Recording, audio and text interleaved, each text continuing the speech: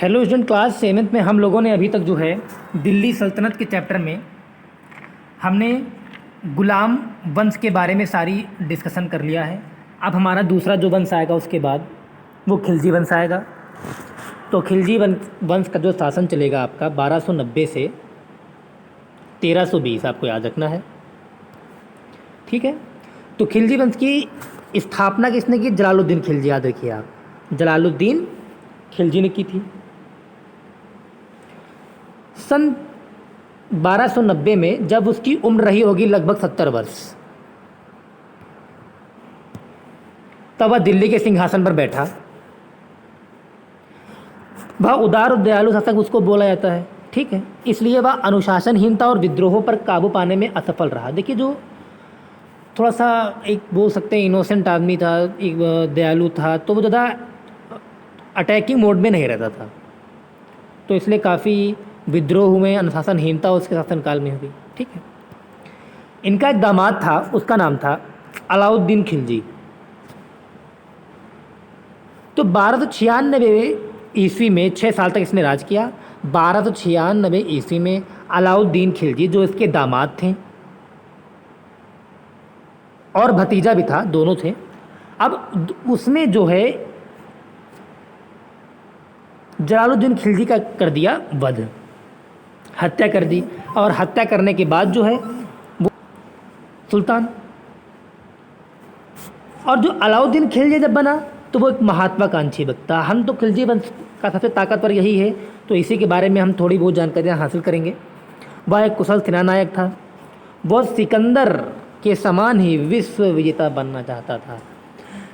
ये भी चाहता था कि हम भी पूरे वर्ल्ड को जीतें, पूरी दुनिया को मुट्ठी में करें, पूरी दुनिया को जीतें। तो उसने मंगोलों के आक्रमणों के प्रति सुरक्षा की नीति अपनाई। ठीक है, इसलिए अलाउद्दीन खिलजी ने जो है सीमा पर खूब सारे नए किले भी बनवाए थे, अलाउद्दीन खिलजी ने। और क्या किया भाई? पुराने किलों की मरम्मत भी कराई उसने, पुराने किलों की जो है मरम्मत कराई, सेना का संगठन किया। ठीक है, पुनर्गठन किया और प्रशिक्षण, उसकी ट्रेनिंग भी अच्छे से की उसने।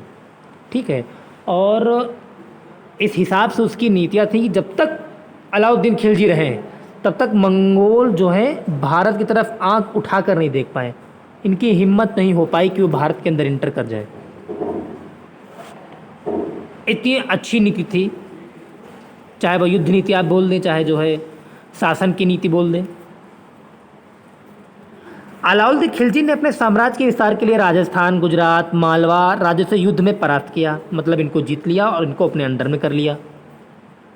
चित्तौड़ की रानी जो पद्मिनी के सौंदर्य से प्रभावित हो गई है, ठीक है, जिससे चित्तौड़ पर इन्होंने आक्रमण कर दिया, वहाँ पर राजपूतों को हरा दिया।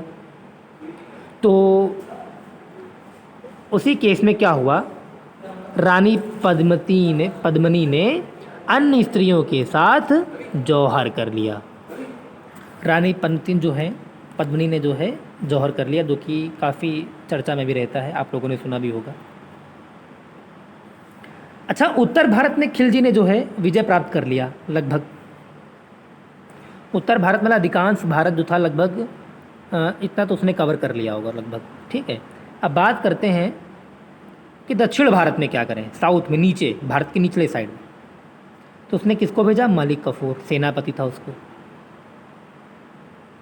ठीक है, और मलिक कफूर ने वारंगल के काकलियों, देवगिरी के यादवों और समुद्र के होयसलों को परास्त कर दिया। ध्यान दीजिए, किसको किसको हराया? वारंगल के काकलियों को हराया, देवगिरी के जो है यादवों को हराया, और समुद्र के होयसलों को हराया। तो इन सबको उसने हराया। अब हम इसके बाद बात करेंगे इनके शासन प्रणाली के बारे में। अब इनके बाद शासन प्रणाली के बारे में हम लोग चर्चा करेंगे। ठीक है।